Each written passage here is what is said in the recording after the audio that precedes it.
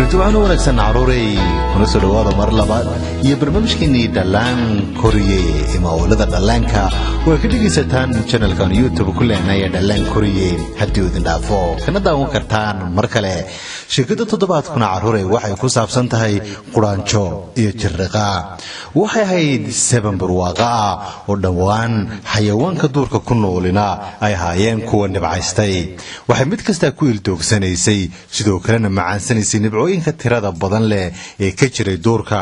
guguna wuxuu ha ku barwaaqoobay xayawaan oo dhan mahadiyeen mid kasta oo xayawaanka kamidina waxay maalinta ka dambaysa ku raaxaysanaysay macaansiga jawiga quruxda badan leh ee guga barwaaqada ay ka dhaxleen xayawaanka oo dhan ayaa damaashaad ku jiray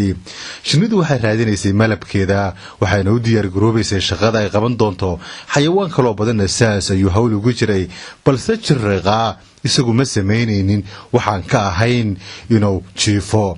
waxa uu tiigsadaa dooga hareertiisa ku yaala ee balbalaadhay iyo midhaha dhirta ka soo daatay markaasuu iska sii hurdaa markuu xoogaa hurdana waxa uu ku dhuftaa gitaar uu leeyahay oo waxa uu qaadaa heeso laabta aad uga jeclaa oo odhan jirtay waleenin hurdow hallowday dantaa sidaad ku heshaana waa hawl markaasuu haddana gitaarkiisa dhabarka dhigtaa oo mar kale iska tiigsadaa barwaaqada hareerihiisa taalla isagoo aan wax tacaba gelin muddo markuu fadhiyey ayuu sanqadh maqlay wuxuuna u baxay geedka dushiisa ka sarreeyey waxuu garan leeyahay bal waxaana waxay yihiin dhegta ayuu raariciyey markeliya ayuu arkay quraanjo sida askarta istaba socota oo jiidaysa oo xamaalaysa cunooyin culculus oo aad u tiro badan aad ayuu isku weydiiyey sababta ay xilligan barwaaqada lagu jiro hawshan adag ugu jiraan ay u nasan leeyihiin wuxuu aad uga yaabay tuka yar oo aad uga yarada quraanjooyinka kale oo dhabarka ku sita culays weyn oo ay la daala dhacayso wuxuu isweydiinayaa waxa ka khaldan dadkan ay u raaxaysan leeyihiin xilligan uu isagu iska raaxaysanayo quraanjada yarna tiirta ayay kala baxaysay cunno culus oo ay midhaha ka soo qaaday iyada oo haysa culayskuna marba marka ka dambeeya si madax marayo balse ismuqoonanaysa waxay socotaba markii tiirta bartankeeda marayso oo ay naftuna haysa daal darteed ayay tuurtay midhihii si ay in yar u yaranasato ayay tiri shirqaagu aad ayuu u yaaban yahay waxa uu yidhi miyaa soo guurteen waxay tiri maya waxa uu yidhi haddama balaayo ayaa dhacday oo aad ka soo qaxdeen waxay tiri maya waxa uu yidhi haddama casumado waaweyn iyo alla baryo ayaa leedin oo martiba idinku soo socotaa waxay tiri maya haddaa ii sheeg balada xilligan ida haysta ee wakhtigan barwaaqada aa u samaynaysaan waxatan waa naftiina u cadibaysaan anana raaxada noogaga ciyaaraysaan waxay tidhi oo ay quraanjadii intay eegtay lala yaabtay waxa uu ku hadlaya shirqaagu waanu shaqaysanaynaa waxaanu u sii tabcanaynaa jiilaalka soo socda wuxuu yidhi sida jiilaal ugu tabcan kartaan soo ma ogadin in hadda gugii noo bilaabmay oo barwaaqa ku jirno iyana waxay tidhi waqtigaas ayaa loo shaqaystaa sida ugu shaqaysan kartaan soo ina sida xayawaanka kala raaxaysataan maha maxaa noloshiina u macaasan ladin maalinun ee idinka dhigay kuwan had iyo jiilaal cadiban quraanjadina intii hadalkiisa xumaan la yaabtay ayay tidhi yaa ii dallaaca midhaha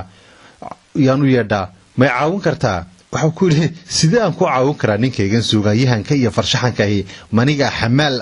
iska teg orodoo markaasay haddana niyad xumaatay waxay isku dayaysaa inay mar kale qabsato balse saaxiibadeed way dhaafeen oo way tegeen inta iyadoo nasiimada ku jirtay waxayna dallici leedahay midhaha mar dambe ayuu isxilqaamay oo yidhi waxbay kaalay bal igala dultag maxaydee cabaadka intuu tuurta u saaray ayana mahadsanid ku tidhi ayay la sii kortay buurtii cunadeedii jirriqaana waxa ay quraanjo samaynayso aad ayuu la yaaban yahay iyo dabaka warwarka haye ay qabto mar kale ayuu midhihiisii geedka ka soo daatay iska cunay cawskiisi cagaarnaana iska cantoogay la soo baxayna gitaarkiisii oo ku dhuftay heestii uu jeclaayahayd waleenin hordow hallowday dantaa sidaad ku heshaana waa hawl dabagaali geedka ku jiray ayaa soo baxay oo muusigiisa ka siixan kari waayey oo madaxu xanuunay waxa uu ku yidhi maqal xalow dhan baan shaqaynayey waxaan guranayay oon u diyaar garoobayay jiilaalka soo socda orad oo meel kaloo aad ka haysta raadso iga dul tag aniga idaa maalin walba hayla doonan qaylo inta dadka qayrka shaqaysanayo hoostayda ha ka heysano ha fadhiyin orado oo cunna raas oo bax inta uu aad uga xanaaqay oo yidhi anigu fahmi kari maayo xayawaankan dulliga ah ee dhammaantood dabaka uruurka la tusay ee baahida iyo gaajada uun ka sheekaynaya markaasuu isaga tegey quraanjana waxay sii waday inay kaydkeeda jiilaalka urursato isaguna intuu mar kale iska soo fadhiistay geed kale ayuu ku dhuftay muusigiisii midhihiisina iska cunayay maanto dhanna wuu iska heesayaa kolba isagoo macaansanaya bay'ada quruxda badan leh balse waqti kooban gudaheedba waxaa soo dhacay jiilaalkii caleentana way qarsoontay oo barafkii ayaa qariyey quraanjana waxay aragtay inay hadda jir wax dambe oo qaraabo la doortaa waxayna hoos ugu wada dhaadhacday gurigeeda diiran ee ay kaydka ka buuxsatay oo ay dhigatay waxayna ogaatay in xilligan uu yahay waqtiga ay dhab ahaantii nasan lahayd oo ay raaxaysan lahayd maadaama ay soo shaqaysatay waqtiga dhulku barwaaqadu ahaa shirqa ayaa jiilaalka ugu soo da'ay baraf ayaa meel walba isqabsaday caleentii uu tiigsan jiray ayuu waayey waanu dhaqaaqi kari la'yahay kilomitiro dheer ayuu riixay baraf meel uu qabtana garan maayo balse maskaxdiisa ayaa waxa kolba ku soo dhacaysa quraanjo waa ti keedka guranaysay xagaagi iyo gugi barwaaqadaha ima u tegi kartaa maya ma quraanjo wixii aan uga ku sameeyey ayaan u tegi karayaa naftu meel baahan kaama dudo ee maskaxdiisa ayay ka bixilatay sidii ay quraanjo u shaqaysatay waqtigu isagu iska heesayay ee uu dhulka hoos jiifay ee uu bilaa tacabka ahaa qabowgu waa ku saayida marba marka ka dambaysana nafta ayaa sii qabanaysa ee caawiyahay ayuu ku qaylinayaa waxuu socdaba waxuu ku soo dhowaanayaa guriga ay quraanjo deganayd isaga oo ay aad u dhibayso inuu socdo waxaanu leeyahay yaa ay bixiyo oo keliya bal maan shaqaysto markii qayrkay shaqaysanayay waxuu isu soo dultaagay godadka quraanjo markaasuu yidhi guriga cidi ma joogtaa mar kale ayuu qayliyo yidhi malay maqlayaa guriga cidi ma joogtaa codkii ayaa gaadhi quraanjo oo xagga hoose ku jirtay markaasay tidhi haa yaa hadlayaa markaasuu dhegta sii raaraaciyey bal in cid u timaado mar kalena waxau ku yidhi malay maqlayaa oo guriga cidi ma joogtaa boqoradii ayaa maqashay quraanjo haysatay waxayna weydiisay mid yar oo ka midha quraanjooyinkii waxa qaylinayaa wuxuu yahay waxay tiri waxaan malaynayaa inuu yahay jirraqaagii caajiska ahaa ee mashaqaystaha ahaa ee xagaaga oo dhan iyo gogoo dhan heesayey oo hadda qabowgu dhiboo cunno raadinaya boqoradda waxay ku tidhi ogow qof albaabkeena inugu soo garaacay inantaydiyey maaha inaynu albaabka ka soo xidhanno cidduu doonaba ha ahaadee waynu soo goynaynaa waayo martidu waa laysku leeyahay bannaanka ayay u soo baxeen waxayna arkeen jirriqa oo barafka ku dhacay oo naftuba ka sii baxayso markaasay dallaceen oo soo wada qaadeen waxayna ku soo xareeyeen godkoogii meel diiran ayay dhigeen cunooyinkii kaydka u ahaana waxay uga soo qaadeen caws cagaaran iyo biyo markii uu diirimaadkii iyo cunnadii isla helay ayay nafi soo gashay markaas ayuu yidhi haa ma waxaan garan kari waayey inaan u shaqaysto sida adigaaga yare intan leeg ma waxaan garan kari waayey anigoo xooggu intaay leegyahay inaan tabcado wakhtiga kayrkay tabcanayay